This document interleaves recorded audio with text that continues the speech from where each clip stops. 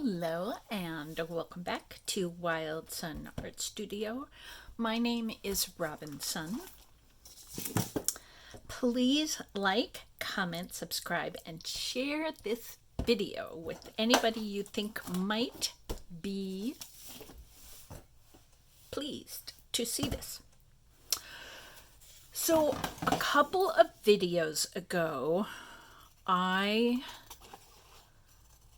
started thinking, I guess, and I mentioned this in a video, I think it was like 3 or 4 videos ago, that I was thinking about doing a subscriber giveaway of,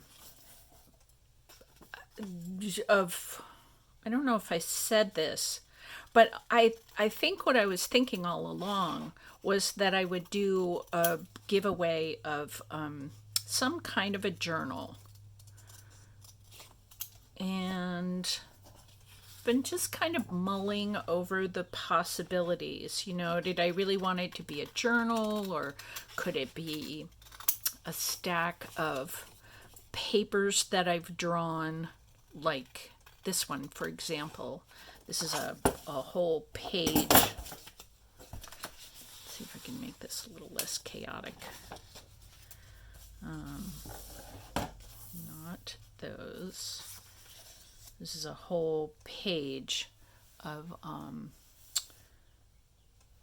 tags that I made and drew, and then I colored it, and then I copied the colored version of it. So now I have these to cut out, and this is just done on regular paper, and so these copies are a little thin. And usually what I do, hold on a sec while I cut this last little bit. Usually what I do is get, I don't know if this is going to work. This one will work. I'll get a piece of cardstock and glue this down so there's a little, surround, and I'll cut it out. You can then write on, sorry, everything's getting in the way. You can write on this paper with, let me see if I can get another tidbit. This is a pen that I really enjoy. It's Uniball Signo, and this is in silver. They also come in white.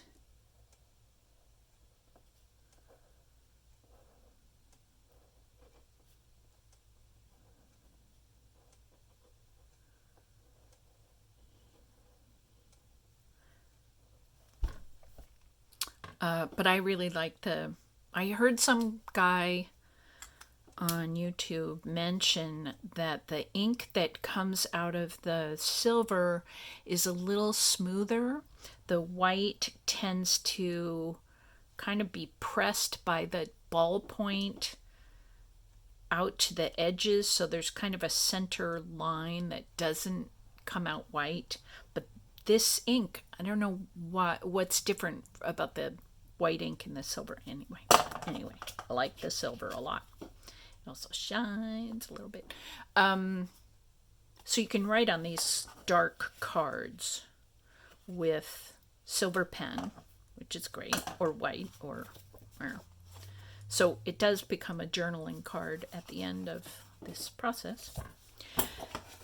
So anyway, I was thinking that I would make a journal, and then I thought that it might be fun for me, and I hope for you, for me to take you through the process of what kind of thinking. I'm aware that my journals are different than a lot of journals out there.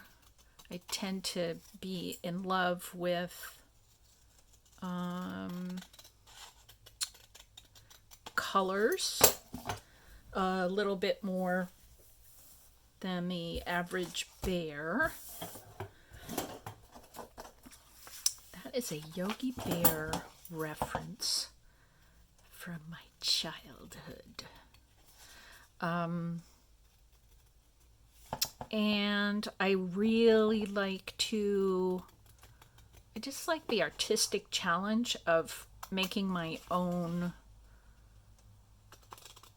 background papers, digital kits, tags, all this stuff. So I thought I'd kind of bring you through my process. So today I'm going to talk about how I kind of start out, how I gather my thoughts and my materials and figure out what kind of a book I'm going to make and what I might use it for. Now, because this is going to be a giveaway book, I don't actually know what it's going to be used for. So I think what I'll do is I will have at least one section of journaling paper, because I like to journal and the name of the book is a journal. And so we'll kind of go with that. But Eva from Bohemian Crafting does these books. They just blow my mind. She is such an incredible artist. She has very often in her journals, well, I guess all the time actually, these pages that flip up and out of the book. It's completely thrilling. So if, let's say, this is the book, imagine that those are the same size, she'll put in a page that flips up, and she'll also have a pocket that flips out, and then if there's a flip up page, she'll also use something that has a flip down page, or maybe on this one it'll flip to the side, so then it'll all close up. And this page of her journal, you know, is this great thick thing. She'll put stuff in all the pockets, and maybe this flip up will actually be part of an envelope so you can put things inside it. She opens up her books and they go on and on and on. It's very thrilling. So I thought I would challenge myself to do a little bit of that. So part of this book is going to be actual writing papers, and part of this book is going to be some Eva-like flipping up and down and sideways.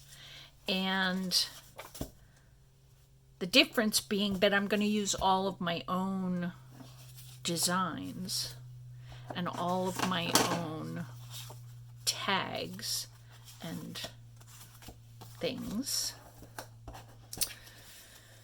So I have been wandering around I just reorganized my whole studio. It's very thrilling. And I've found a bunch of the papers, I'm trying to put them all in the same place, that I have drawn and designed. So this page of feathers is actually a black and white. And then this is another one that I colored all the feathers in a sort of color family. Because that's how I tend to make my journals, in a color family. And then I copied this. So sort of stage one of or a stage in thinking about my journals is thinking about the papers that I might like to use. These are all printed on one side, so I have to put something on the other side. So I have been going through stacks of papers to find possibilities. Here are some other. This was another sort of phase of figuring out background papers. So these are little rosebuds all over that paper, and some papers are lined. I honestly like to write on lined paper, so I've made some lined paper for myself. I really love stars and spirals. That all seems sort of heavenly and fun. This must have been a lot of copying this particular paper that had lines on it. These are actually pretty similar. I think I did this one first, a whole page of this. And then I thought, actually for a journal, this is a really big image. So I kept the paper because it's kind of interesting, but I tried again making something that's a little smaller, and I like this better. Although the big one's kind of fun too. And these are some of my favorite papers. They've got the lines, which is really fun, but there are also some leaf patterns. So that's fun too. So I've been wandering through. Really, I have stacks of this stuff. These are paper cuts that I traced. This is really fun. It's just so busy. I think I'll use some of these papers, but leave them uncolored so that you, the journal recipient, can do your own coloring. And I won't use quite so many of these papers, although I freaking love them. This is probably one of my favorite papers that I've ever made. This was done with spray inks, and the original of this paper was actually the back side of the spray ink, and some of the ink had kind of flowed out. I'd used a lot of ink, and it had flowed out and kind of curled around the back side of the stencil paper. And then I copied it in black and white, and it came out like this, and I just think that's fascinating. This is some ledger paper that I kind of cut up and pasted so that it would make a good landscape pattern paper. All right. And this is, I talked about this in the last video. This is manifesto paper. I should probably I've talked about this before. I will make a video that's just about manifesto paper. But anyway, this is 5-point letters. So as small as my computer goes. We are full to brimming, sumptuous, clever beings. That's us. And then every time it got to the end, I set it up landscape, and so that I could fold it in half. Every time I got to the end of a line, I hit the return button 5 lines down to give a little space. And looking from this distance, you can see that gives me enough room to write. Now, my handwriting is a lot bigger than 5-point writing, typing, and plus my handwriting is handwriting, and so it's all round and swishy. And so the difference between my handwriting and the typewritten 5-point writing is different, and it makes it look like lines, not like writing on top of yourself. So that's part of my process. Another part of my process is choosing. I like to make what I call cracker boxes, and this actually is a cracker box. It is Manischewitz matzo. I don't know why I like this. It's just crunchy and I like it. Anyway, this is the fold of the box, and I can use the side of the box as I can use this. This is a little more than 2 inches. And I could use this as the width of the book. I haven't decided about that yet. Or I can cut it down the middle and overlap it so it still makes a great spine. And this is 7.5 inches. And if I'm going to be using these papers, it's very nice. I'm not going to fold this because I need to recopy the other side. But this is 5.5 inches. So if I'm making a journal, it should be about 6 inches. So this particular box, and I have Crocker boxes. I put them away because I wasn't going to use them. But they're only like 5 1/4. So then I would have to do a lot of trimming of this paper, which would annoy. You know, it's just a lot of extra work. So why don't I design the book so it just fits, right? But then from this bottom flap to the top flap is only 7 1/4, and I would really like this to be the full 8.5 inches of the paper. So I think what I will do, if we go right up to this edge right here, that's 8.5. So even though there's a bend here, actually this one's better. I might use the bottom half. I've had some success with this. So what I do is I rip the box apart, and I'm going to cut off more than this eventually, because I only need 6 inches, and I think it's about 7.5. Isn't that what I just said? Yeah. So I don't even need all of that, but you know, sort of there's the book. Ooh, this is what I want to measure from the bottom here. Yeah, I still have this. So if I go from this fold line, cut this off. Oops. Okay, I'll use this, and that'll be a good height. I might even be able to trim. Now, there is some space here, but I've had some good luck with covering this with cardstock, and it works.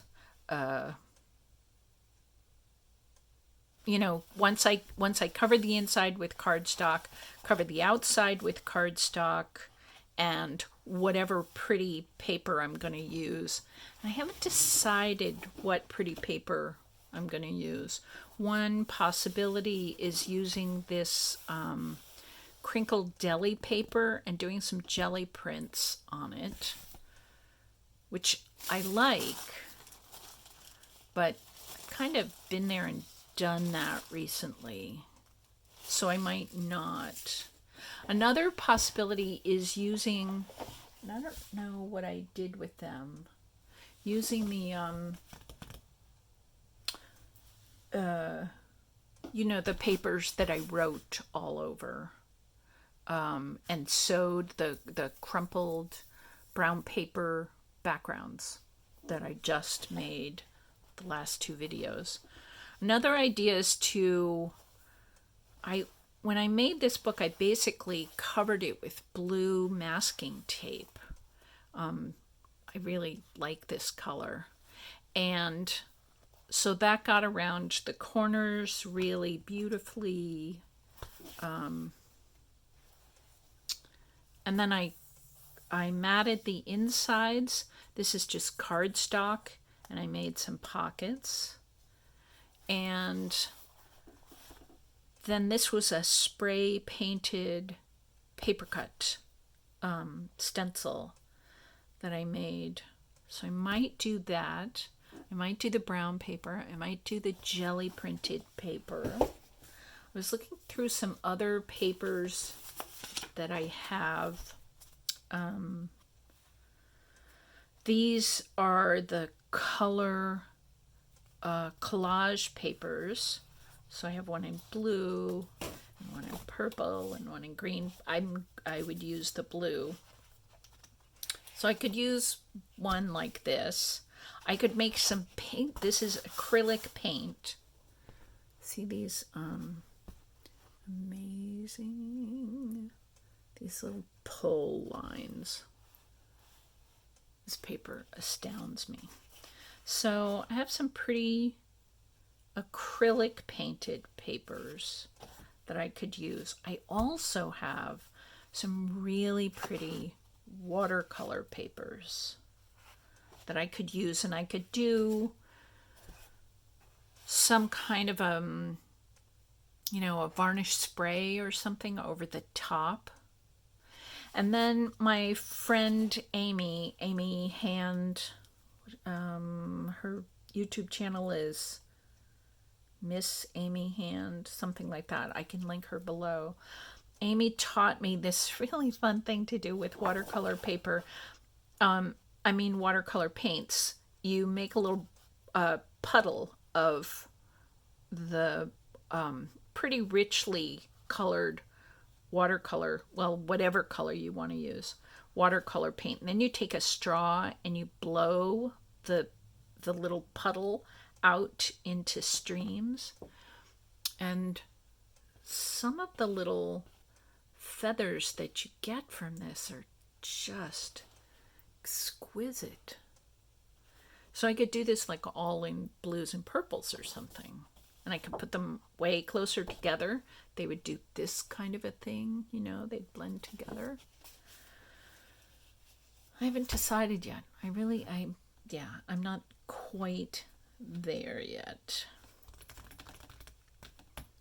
So, yeah, I could either spray paint those with a varnishy kind of a thing, or this is a color Xerox that I did at my local Staples, and their colors are laser colors, and first of all, they're more accurate than my printer here at home, and second of all, they're laser, not inkjet, and so they're a little more steady, and third of all, their paper is glorious.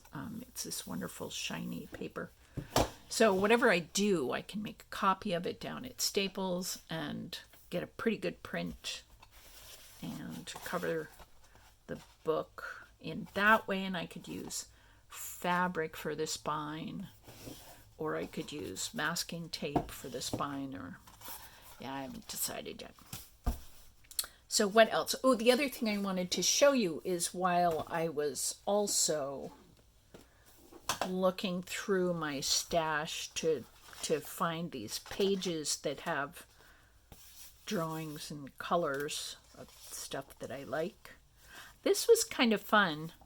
I made a black and white page that had some tags and big tags and little tags and this row of tickets, and I colored in on this page and copied it.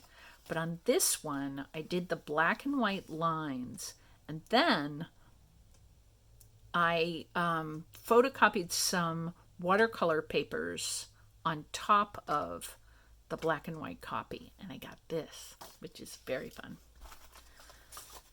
These are little tidbits of some layered stencil papers. These are some faux postage stamps that I made out of my postcards. What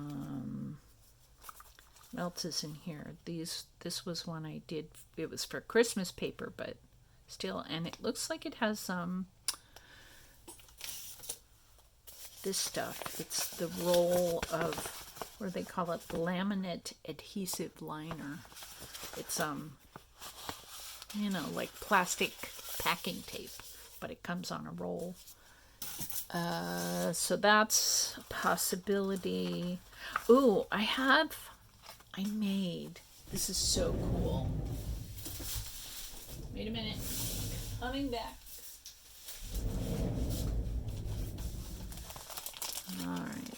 see if I can find this.